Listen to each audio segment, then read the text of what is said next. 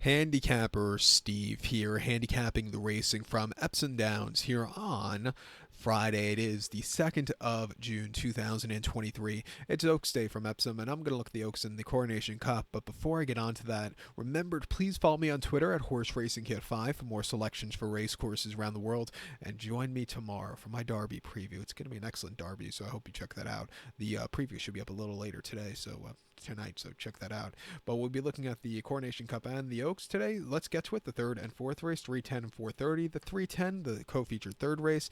It is the Group 1 Coronation Cup. It's Group 1 event for Class 1 horses going for a $510,000 purse race for 4-year-olds and upwards. Field of 5 horses going 2,400 meters or a mile and a half in the turf course, around the turf course. My top selection, I'm going to go take a shot with the 4-horse Westover. I'm going to go 415 in your TriCash trifecta.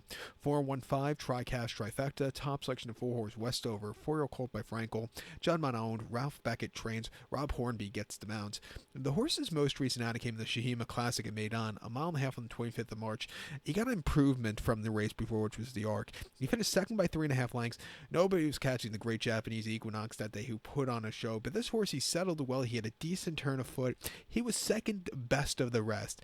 Refreshing here today, should get a good trip. I think he could get some Epsom redemption from his last race. 2 back in the Prix d'Arc de Triomphe at Longshot, mile and a half on the 2nd of October. He finished 6 by 7.5 lengths, and I thought he ran okay.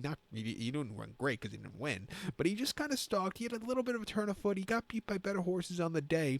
But, he ran his heart out off the bench. And then the King George before that on lightning fast ground at Ascot. A mile and a half at the end of July. He finished 5th by 18 lengths. He beat one horse home. He just wasn't handling the very fast going.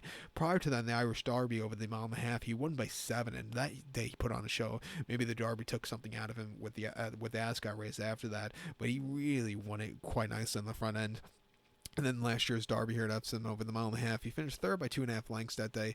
He was with them early on. He had a decent turn of foot, but Desert Crown, put on a show that day. Ran horribly at Sandown last week. Well, not horribly, but okay. He could have did a lot better. But this horse, he just, he ran his heart out. He ran a terrific race. He improved off the classic trial where he won by a nose that day in an all-out grudgy performance there at Sandown.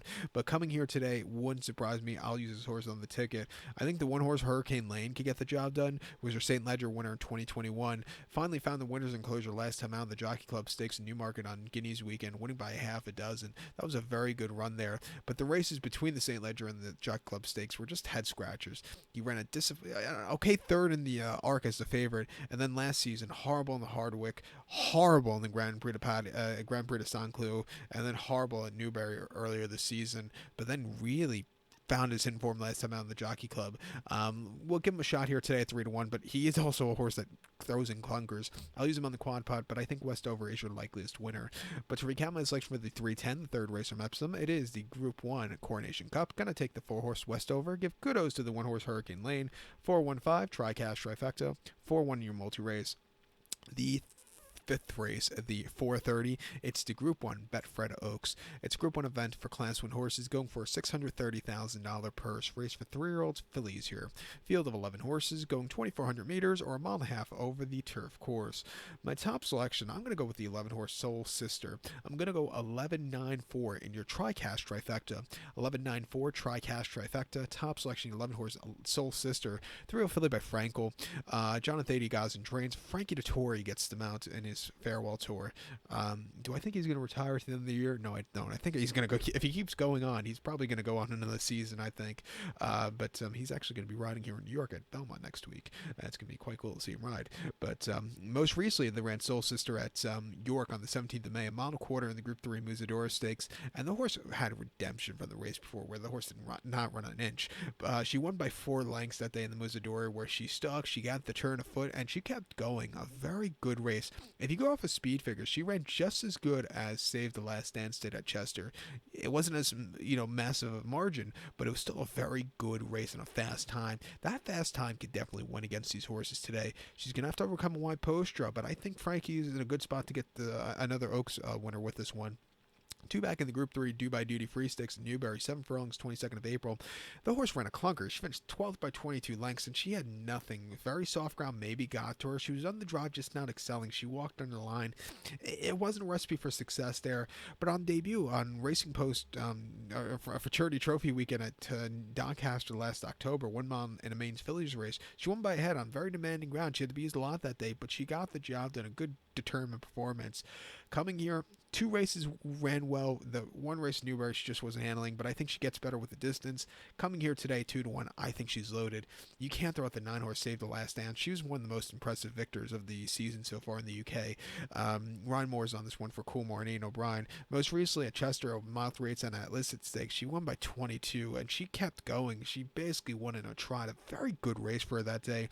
Prior to that, Philly's main race at Leopardstown over the mile and a quarter, she won by 2 1/4 lengths. She was a little bit wide that day, but she kept going again. A very, very good run. She's run the fastest times out of anybody here today, almost the fastest times. Soul Sister ran just as fast as her last time out. She's going to get very into the ground, but she's a very likely favorite to win. I'll use her on the place pod. A bit of a price here would be the 4-horse here, Eternal Hope for William Buick and Charlie Appy. Shall I say, a bit of a price. Most recently in the Oaks trial at Lincolnfield over the mile and a half on the poly track, the horse went by 1 3/4 lengths, and basically from a tracking trip, she kept going. A very good race that day, and then went over the poly track at Chelmsford in February quite nicely. Another horse, she's bred for the trip. She's drawn well. She's gonna have to get a little faster on the speed figure side, but she could definitely win against these horses. At 12-1, I'll use her as your upset horse in the Oaks this year. But to recount my selection for the 4:30, the 5th race from Epsom, it is the Group 1 Oaks. Gonna take the 11-horse Soul Sister, give kudos to the 9-horse Save the Last Dance, and the 4-horse Eternal Hope.